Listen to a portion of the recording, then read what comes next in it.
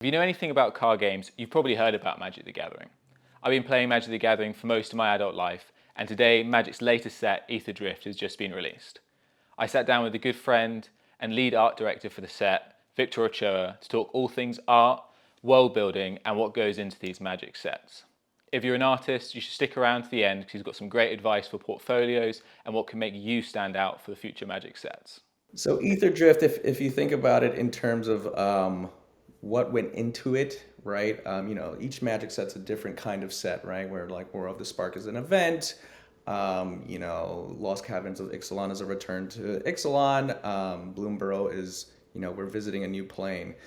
Ether Drift has a little bit of all of that, right? So it's an event, the race. It's a return to a plane, Amonkhet, and then Avishkar.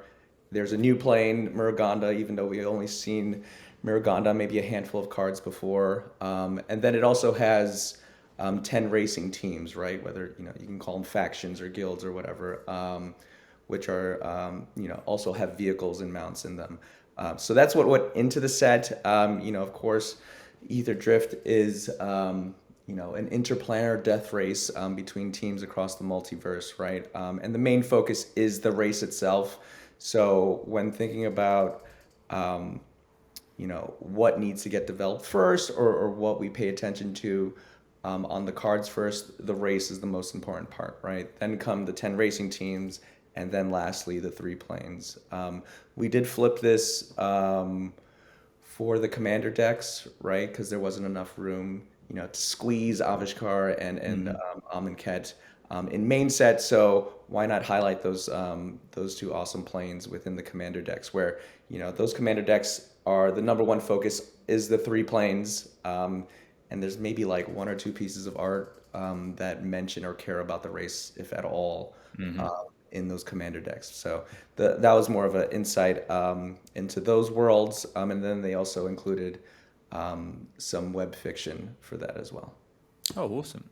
And so, you mentioned that the design of this set is a death race. How do you go about starting that idea? Obviously, this is quite a new idea, I'd say, for Magic in terms of IP. There's very much like a movement to like a more, I'd say, modern view in terms of where Magic's going in its art direction, which is really, really exciting. And I think this is like a pinnacle of like the fresh, new stuff that's coming to Magic, and past the sort of Gatewatch and that original sort of IP story. How do you go about starting this process? Is it something that you pitch internally, or how do these ideas sort of get bounced around for things like Dustmorn, this sort of like horror movie style, and then obviously this being like the sort of Mad Max sort of style from there? Yeah, I know, speaking and hearing from Mark Rosewater, that death race has always been a thought or a theme in the back of their minds, right? I think it's now that the Omen paths are open, this was the coolest, most perfect opportunity to explore what that means without it feeling forced. As far as pitching the set, I was not in the rooms when that stuff went down. This was originally Andrew Vallas's set. He is an art director. He was the lead on Wilds of Eldraine, and he had left the company, and they needed somebody to take over very early on in terms of like pre-visualization to be lead. So they handed it over to me. I collected, whatever work they had done initially and upfront, and then started, working with Doug and Miguel in terms of like weekly, almost daily meetings in terms of like what should we do with this set, what should be squeezed in, what could work, and what do we want to explore. As far as like the factions go, we had of course the 10 color pairings, and then thinking about what thematically could work for each of those color pairings, right? I think we had a list of like 20-ish ideas for racing teams, and we would do a lot of focus group testing as well, right? I think we had around 15 teams that we presented in focus groups, whether it was like visuals, like the Goblin team. My cubicle mate Cassie, who's an art director for Universes Beyond, she actually designed what the goblins look like, and they looked fantastic. So we presented those to people in focus groups, as well as like one-liners of like teams like Pirates. Like, are you interested in Pirates? We don't really have to show Pirates because people know what Pirates are. So we would get,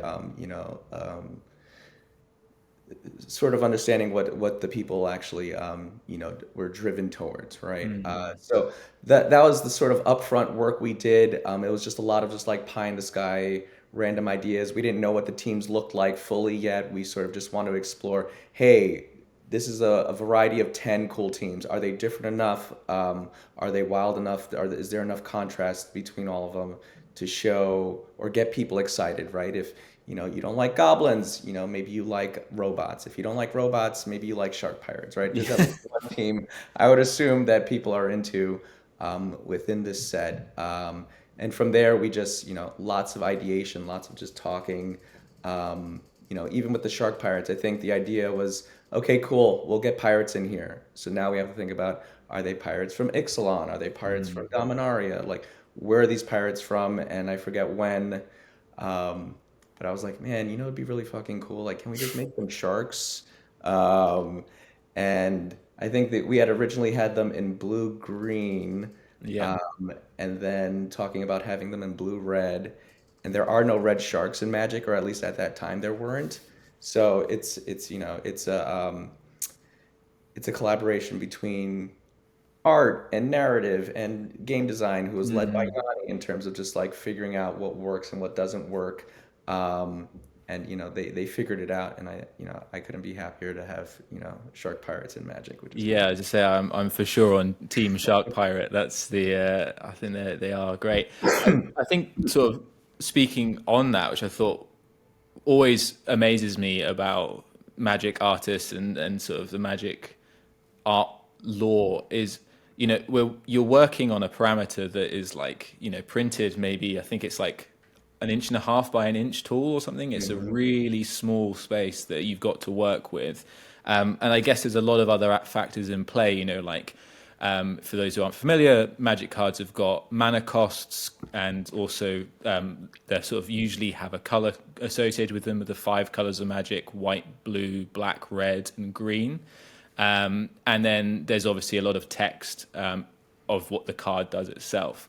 And I sort of wonder how you manage to work with the artists to A, make sure the card reads at such a small scale, Mm. and B, also sort of keep the art consistent with the like mechanics of the card. Because at the end of the day, this is a game piece, right? People are playing Right. it. So Mhm. yeah, just understand how you sort of do that process. Yeah, when we start commissioning for card art, we're working with the writer who writes the art description, um, and of course, the card is going to be on a 1 by 2 inch square. So when thinking about the action should match the mechanic as much as possible, right? So if they're flying, maybe they have wings, or maybe they can jump really high, right? If they're trampling, they should be like stomping something out, right? If they have haste, they should look really fast, right? So trying to connect those as much as possible. Sometimes game mechanics change after the art is done,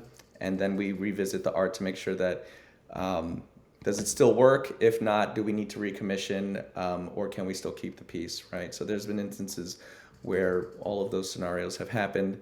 When thinking about a small card, you sort of, yes, there are artists that can get really fine details in there, but some of that stuff will get lost, right, when scaled all the way down, right? And I think sometimes that benefits artists that paint very with broad strokes, but then also that can be detrimental to losing a lot of detail, right? So for me, when we were commissioning this, looking for artists that can do big and bold, right? So that way, when it's scaled down, you could still get that action, that sense of speed, because that was one of our challenges, right? It was, how do you convey speed on a static image, Yeah, for right? sure. And Magic doesn't have the luxury of animation or video games or even comic books, right? Comic books can have multiple panels on a page Yeah. to convey a sense of action, a sense of before and after, cause and effect, or a sense of Mhm. speed, right? Where we only have one image, we can't make it a comic book, but we can also, have multiple cards next to each other that maybe try and tell some stories there. But for the most part, it's looking at manga or anime, looking Mm. at action lines, speed lines, how sound effects are used in Japanese comic books. Even when you look at this set, a lot of forced perspective. Like Yeah, for sure. the angles of characters are more bendy, and that's just on purpose, right? Instead of straight and angular, Mm. as you'd see in other sets where it's exaggerated on purpose, and it's because scaled down, it's tiny. You need to show speed. You need to show things just exploding and how fucking crazy the set can get. I think the one that really springs to mind that is that Cloud Spire Captain, that one which is a super forced perspective. You know, the sort Hmm. of like Yep, the yep. hands forward. I think that one's like such a standout image for me in terms of like just looking at the set visually. Like the one card that I was like, oh, this really sells the whole sort of idea of the speed and the race and everything that's going on. You know? Yeah, absolutely. It's like that card. There's like that Minotaur that's like, racing. So, taking a lot from like anime movies like Redline, Mm. right? Like Yeah, yeah. I was working on this set and I hadn't seen Redline, and I try to watch as much as I can while I'm working on the set, and I saw it and I was like, holy shit, like this is it. This is the movie. Like I Yeah, just make this and I think we'll be good.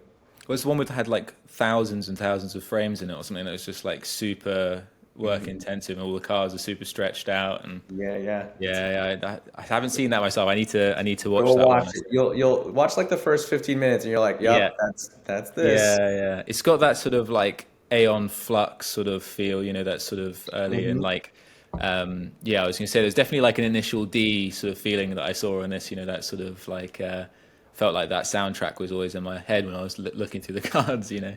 Yeah, so like even when I was watching that movie, I would screenshot, certain scenes and see, Mm, you know, do you still get the sense of speed when it's just a static image? And the answer, more times than not, was yes. So, yeah. we want to emulate that from, the masters before us that already figured that stuff out.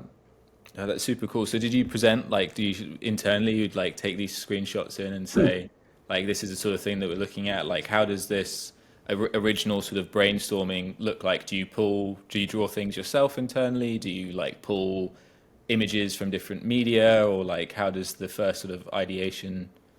Yeah, when developing the World Guide, which is the book that shares all the images of the characters and the worlds we're going to, and we provide that to the artists to then go make the card set, right?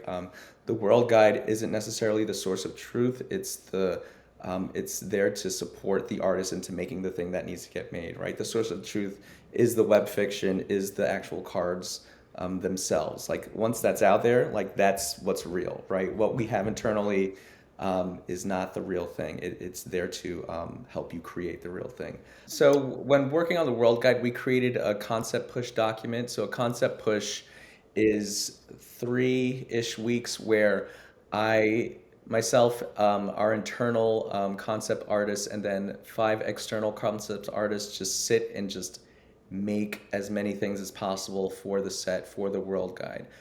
Within that document, I include images from Magic, from outside of Magic, things that I think will inspire or get across, what's in my head as far as what each thing is, right? I think I doodled a few things specifically for Miragonda. I doodled a lot of stuff for Miragonda in terms of like what I wanted the environment to look like in terms of the tectonic shifts. That was very important to me for Muruganda. But I provided everything that I possibly could find, right? For everything that needed to get made. So if there were robots, I would, put an image of like Johnny Five from Short Circuit with like Mm, Wally and like maybe something from Portal, and then think about shark pirates, right? Showing of course like Street Sharks, which is like a big mm. inspiration for Yeah. me, or even on Amonkhet when we were going back redeveloping the mummies, thinking about that cartoon Mummies Alive, right? Like Yeah. I tend to talk and think and like just cool weird shows or That's a things that I liked as throwback. a I've kid. not heard Mummies Alive for so long. I used to watch that all the time. Oh, I remember that. I love that show so much. That's the one where they had all the super pack. They had like the Yeah. weapons in the helmets. It was so No, fucking cool. And I yeah. remember talking This, to our cultural consultant about it. And I had shown him initially some of the sketches we were working on with the mummies, and he was like, man, this reminds me of Mummy's Alive. And I was like, is that a good thing? And he was like, yeah, it's a good thing. I was like, sweet, we'll keep going forward. Yeah, and yeah. There's so much. I do love the way that you can like really feel the sort of your own personal, you know, from the people that are working on it. That there's such a,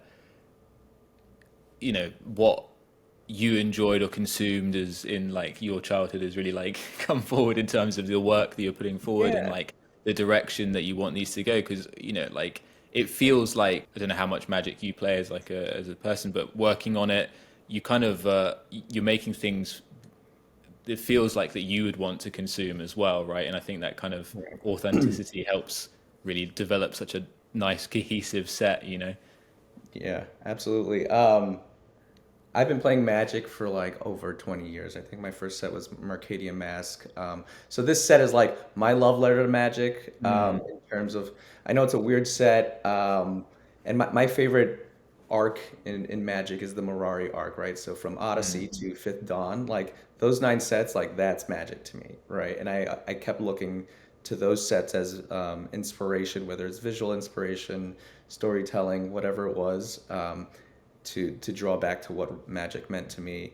mm, Um, and a part of me is just like, what we wanted to accomplish was make something that we've never seen before in Magic, right? I think, there's 30-year history of, the greatest card game ever made. It's like, what can you add to it? And you have to be informed by the past, right? And respect the past. And you have the tools of the present, right? And the artists of the present to make something for the future, right? I'm not interested in making something that already exists now. And I don't think that would do Magic any service in terms of creating the same old thing that's expected. So we really wanted to just push it and see where we could go with a main set for this game. mm. And speaking about like the new directions of Magic, I think we can't avoid the sort of the introduction of special guests and sort of these Hmm. borderless different art frames that maybe break what you would traditionally say if you were looking at Mercadian Masks and all these old sets, what constitutes a Magic card. But I think it sort of opens up this conversation of people being able to pick the art style that they want for their card. How much, when you guys, what's the process of starting what these special guests, what these borderless, like what the alternate arts look like from your set? What goes into those? Yeah, for the special guest specifically, that was led by Jacob Covey, who's the lead art director on the Secret Layer team. And I think the product architect had an idea of like, wouldn't it be cool if the 10 special guests were art directed by that team, Mm, right? To add variety, add some spice to the set, and we had conversations with Jacob and his team in terms of like ideation and art styles and things like that. And I think that the goal was to just push it even further, right? The set is already pushing boundaries. Like let's leave everything on the table and just go as hard as possible. And I think he found a wide variety of folks that whether they're creating maquettes and taking pictures of a shark doing the spell, and or finding airbrush artists for like chrome mox, things like that, just mm, like finding these really cool different styles that you know are just different and fresh, right? Nothing feels the same across those 10 cards, and that's really exciting. One thing I wanted to push um, in terms of that stuff is getting more alt art type artists in main set, so you can have mm, your God Machine um, type artists in there doing cool stuff that still feels of Magic, but sprinkling in some things where um, it's like opening up a pack and seeing Ron Spencer art, right? mm, Like mm. he's not very the conventional high fantasy realism, but it's still Magic, right? And we need to expand what you know that means and what that looks like, especially for fans, Mm. right, who tend to enjoy that, whether they're seeing somebody new that's never drawn a piece of Magic art before, or seeing somebody that's been doing it for like 30 years, like Mark Poole or something like that, Yeah, right? I think those people are the ones that become people's favorites, though, don't they? You see people who like Mhm. Eli's cards, like all of his stuff. He's main set cards now, but like such a different art style to that original like magic ethos. And I think like some of like whenever I see his cards in sets, I always think they're like some of my favorites in terms of his like design and stuff. I think that's like interesting. You do get that sort of feeling. You kind of want to have a cohesive art style across in this main set, but also these little, like gems of I don't know spice in there just to like keep it exciting. Yeah, for sure. Like you, and then you want that to become expected, right? You get like a Eli or a Dominic Mayer, and right, like now people expect to have those artists in a Mm, Magic set, right? And that's cool, right? They expect to see somebody like Liga do. I know they did the dog mm, companion, but like that, helps expand what the art for Magic can and should be, right? Where you can have like a Richard Kane Ferguson piece in there, and like people expect him to be in a Magic set, or would love to have him in there. and then a little bit about, I guess, with these sets, character design. There's so many, I guess, new characters coming in that aren't necessarily like magic centric. You've got returns of magic favorites, like Hazaret, Gonti, Chandra, Basri. There's like lots of these cards that have, you know, um, history in the lore of Magic the Gathering, but there's newer characters. Make sure I get their names right. So you're like, Captain Howler, who's my new favorite, the Shark Captain Pirate, and then Kandora as well. So like, how do you go about creating these characters that are just going to sit within the world of Ether Drift, but still kind of bump shoulders with your Jaces and these other characters there, and still look, inherently magic? Yeah, those two are some of my favorite captains as well. I think when we were working through this set, we wanted to make sure we had team captains, right, for the 10 racing teams. Um, we wanted some legendary cards, obviously, for Commander. Part of me, as a Magic nerd, like I loved the pit fighters in Onslaught, who were there were 5 pit fighters, one of each color, and those were like the coolest fucking Magic cards ever, right? Like however long ago that was, they suck now, but like they're still great. Um, and I wanted to have that awe-inspiring, like if you open up one, like you really want to know more about them when you see these characters. So when thinking about the teams, the legend, the captain came first, right? So for the End Riders, Far Fortune was made before any of the other characters or costuming or anything, right? I wanted the captains to be the coolest thing you've ever seen, and then the teams are of the captain, right? Mm. So with the Guidelight Voyagers, Mendicant was designed first, and then the team was developed based on them, right? So that sort of top-down approach, which isn't usually done, but for me it made sense because I wanted them to be the coolest thing first, and then we could have extensions of them be the team and the vehicles. For Howler and Carador specifically, during the concept push, we had artist Mirko Feloni. He, just did his thing in terms of just doing character designs. Again, I presented them, hey, we need a cool, badass shark pirate.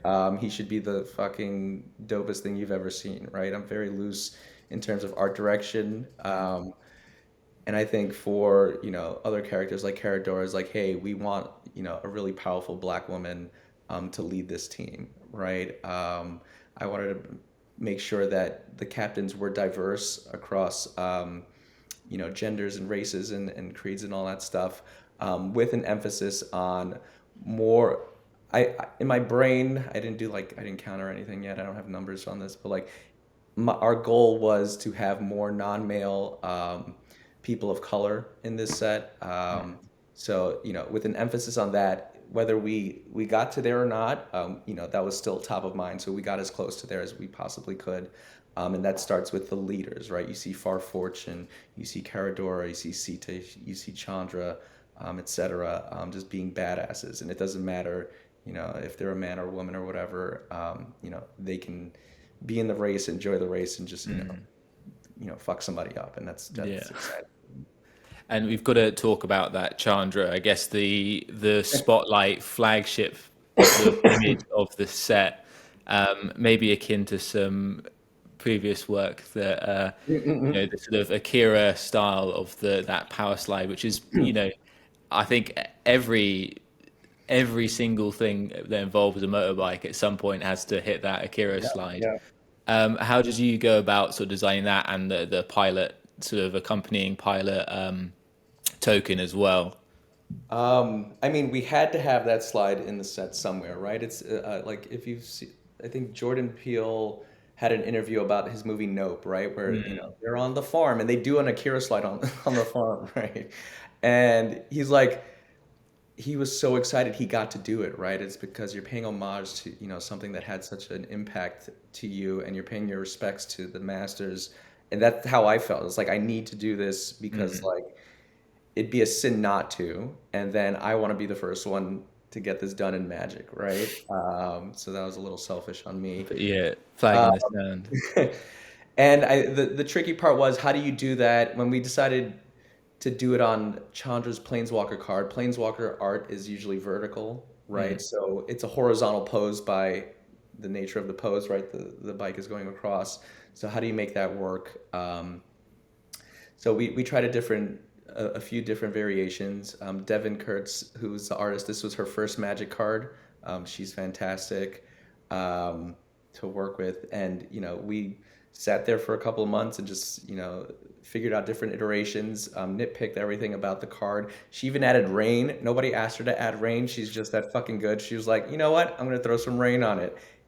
That's just badass, right? And I think it's the perfect card for the perfect piece of art for the card, and it being like a key art image for the set just makes it all the better. As far as the token goes, the token then became like that's the obvious thing to do. Um, it's done to death across comic books. I think if you Mm. look at like the Batman Absolute #1 variant, like that's Yeah. been done recently. So it's another one of those things where you got to do it. And do it tastefully. And I wanted Devin, as much as possible, I try to get um, the artist that made the main set card to do the token, Mm. right? Just because that's just a preference. It's not a rule or anything. But I asked if she had time to do the token as well, and she was on board. And those were her first Magic cards, and she has more coming down the line. But I was really excited to be working with her, getting to do that homage to Akira because Akira is very important to me as far Mm. as the manga goes and the movie. Um, even certain elements of the set were heavily inspired by um, that movie, right? If you think about Giropor, and it's like the city at night, right? If you look at Akira, it's like the Mm. city just looks towering and Yeah, yeah. like very grandiose and awe-inspiring, and we wanted to get some of that in there as well. Sure. And speaking of new artists, you said there's quite a few new artists on the set. How do you try and always bring in sort of fresh talent for these things when you're looking at sets, or is it, how much do you balance between, you know, old artists that have previously done sets that are good and going to provide the work you want, and new sort of artists that you want to bring into see their sort of take on the Magic world? Yeah, there's a balance. I mean, on the rosters is like 1,000+ artists that we can work with at any given time, right? So adding an artist, like they have to be bringing something to the table that you haven't been able to see in Magic before. Um, I think there's around 15 artists that we brought on that were new to Magic for this set, which was really exciting to work with. I think a lot of them just had sensibilities that I was looking for, especially as I was doing research for the set. I end up having like Instagram folders that categorize, different things. Like that's how I collect art in my brain. It's like, I put, speed here or people that do good concept art there. So when thinking about inspiration for the set, I had my archives of folders and I just went through that stuff again and again and just seeing what artists that worked on that stuff that I was inspired by we could potentially work with in this set. One person, Leroy Steinman, who's a fantastic new artist in Magic. Um, Working with him, he did the Zahur art as well as a few other pieces. Um, he has those sensibilities of it feeling Magic main set style, like high fantasy realism, but it still has those anime type sensibilities, which is what excites me, right? in terms of pushing, force perspective or pushing the limits Mm. of what fantasy art is expected within the set, right? So I think going and finding new artists was just a me thing, or where if that artist excited me and they brought to the table something we needed, getting them on board. Like even there's the artist Neoji, who did some of the graffiti art within the set. We Mm. actually had him on the concept push, so he's the one that developed all the graffiti for the Magic set. Oh, cool, cool. So he's the person that all those symbols, all those like the language that we created for Avishkar, that was all designed by him. And then bringing him into that concept push then led to him getting, um, you know, commissioned art for. I think he did some Mm. work for Duskmorn. He's done some work for Ether Drift, and then some other sets as well coming out later. Um, so it's one of those things where sometimes an artist is a concept push artist that we have never worked with that then we bring into main sets. Some of it's Mm. just folks I'm fans of or like uber fans of, like Devin.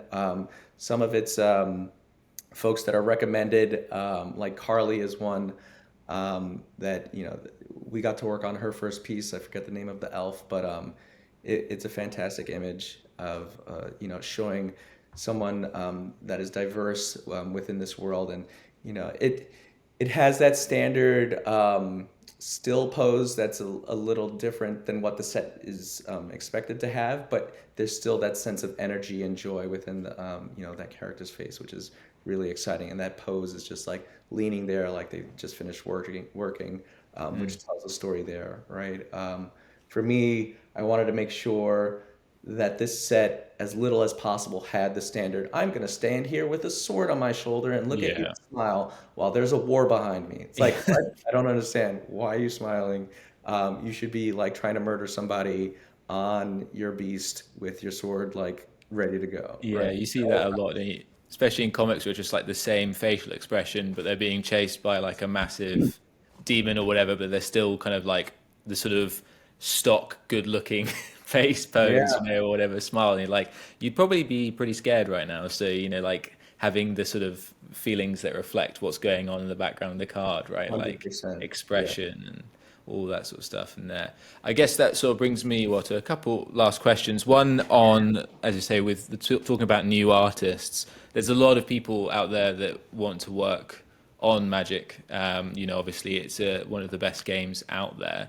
What do you look for in the work of a new artist when you're looking through Instagram, social media? What sort of things are what makes you want to add someone to one of your many folders sitting in your Yeah, yeah. That's a good question. I I think idea first um, is sort of where I'm at in my career, where you know, not that everybody can draw right. Well, everybody can draw, but can draw well to the caliber of Magic, right? Like, cool, you can do all that stuff. That's awesome, but like, I want to start seeing ideas that are pushing the limits of your art, right? I want to start seeing something that's dynamic. Again, I don't need to see another angel just standing there looking beautiful. I can close my eyes and pluck that out Mm. anywhere, right? I want to see your take on something that's fantastic, right? Thinking about facial expressions. Again, to your point, right? Like if there's a war going on, why are you very somber and stoic? Like you should be like gearing to go with your tongue sticking out, trying to murder somebody, right? Mm. If there should be emotion, there should be exaggeration. So I think for artists that are trying to, break in, I think just keep making work, but making sure that it's true to you, and it's dynamic and telling a story, right? And it's not as much as you can, right? Yeah, you can be inspired by, Scott M. Fisher or whoever, right? But like you don't need to draw what they're drawing or paint what Mm. they're painting. It's sort of just be able to convey a story in one image, and make it dynamic. For me, that's important. On technical level, material is probably the biggest thing for me. Like being able to render materials Mm. is important because when you scale down to that small card size, that cloth should feel different from that armor, or that grass Yeah. should feel different from that wood or that rock, right? Really taking your time to render out what everything feels like, because a lot of the time I find that everything just has that same rendering where a face feels like a shirt and the shirt feels like the chair, and there's no contrast or push and pull Mm-mm. with the figure or the environment that they're around. Um, and and the biggest thing is like, have fun, right? Like have fun with your work. Don't beat yourself up if WotC isn't calling, right? Yeah, Uh, yeah. I and remember if it it's was someone said to me, it was like, you know, you look at, you mentioned like Scott M. Fisher and like, there's one for me was always James Jean, like my favorite comic book of all time is Fables, yeah, right? And those covers are just like crazy. And yeah. it's what got me into where I am now and working in comics and stuff like that. And you kind of had to realize at some point that like I can't do what James Jean does, Hmm. but James Jean equally can't do what I do, Right. right? Even if that's nowhere near on the same comparable level, you just don't have the same lived experience, I guess. And so it's never going to come out the same way. Right. And that's your strength, right? Like some people can view it as a weakness, but I think there's also a lot of strength in that there's so many stories out there that, you know, you you as an artist can bring something new to a magic card, right? Like just because of everything you've experienced is different to Scott M. Fisher to get to where he is in his work, or Hmm. like Eli has obviously has just gone through different stages to get to there. So I think that's like the one thing to me. I can't remember who said it, but it's always stuck with me is the sort of plan to stick to your guns. Yeah, and just be authentically you. Like to your point, like I wanted to paint like Alex Ross when I was a kid. I can't fucking paint like I can't even touch Yeah, a 10-foot pole. He's amazing. But that doesn't detract me from being able to like understand how I naturally create art, right? And that is authentically myself. And I can let that out into the world and express myself that way, right? As cool as it is to emulate people and study techniques from folks that you love, whether it's James Jean or Alex Ross or whoever. At some point you have to take all of that and leave some of it on the floor, take some of mm, it with you, and develop what feels right to you. Because as an artist, this is like when you're painting or drawing or designing or whatever, like you're feeling it out. You're talking with the muse. You're pushing and mm, pulling with the piece, and it's telling you what it wants, right? And you shouldn't force anything. Just stay loose and paint for yourself or create art for yourself. And all that success and the likes on the internet and all that stuff will come later. But I think if you're true to yourself and you're not expecting anything, like it'll come. And mm. if not, like you still made some cool shit, right? Or you're still making comic books or fantasy art or whatever it is that you're Yeah, into. Um, for sure, for sure. but yeah, I mean, if you're good, we'll find you, right? Yeah, exactly. Follow like You're way too. there, you're looking. Yeah. Yeah, yeah. And I guess my last question and my most meaningful question, when someone walks into their local GameStop and picks up a pack of East of the Drift, what do you want the player to feel the first time they open that pack and riff through those cards, if it's draft or whatever? Like, what did you want that feeling to be like? I mean, I think the biggest feeling is just like, holy shit, this is fucking cool, right? Like, I want it to feel um, different than another Magic set that they've opened up before.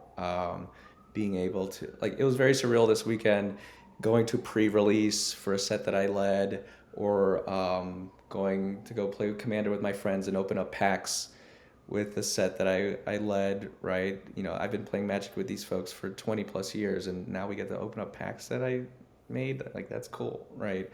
Um, so my biggest thing is like, I hope people just like had fun with it, right? Like, um, just enjoy it. It's a fun game that we all love and care about, and I think that's what comes first, right? And um, there's hundreds of people that poured their heart and soul into not only just this set, but future and past sets that are coming out with Magic. It's not on any one given person, right? It's not just on myself. It's on, myself and the whole team of designers and creators and, you know, marketers and whoever, putting something together that um, y'all care about, right? And I think that's really cool. It's about the gathering. So go gather with your friends and just enjoy it. and have fun, and then get excited for what comes next. Yeah, you heard the man. Thank you so much. Appreciate all your time for this. It's been so much fun. Yeah, for sure. Thank you.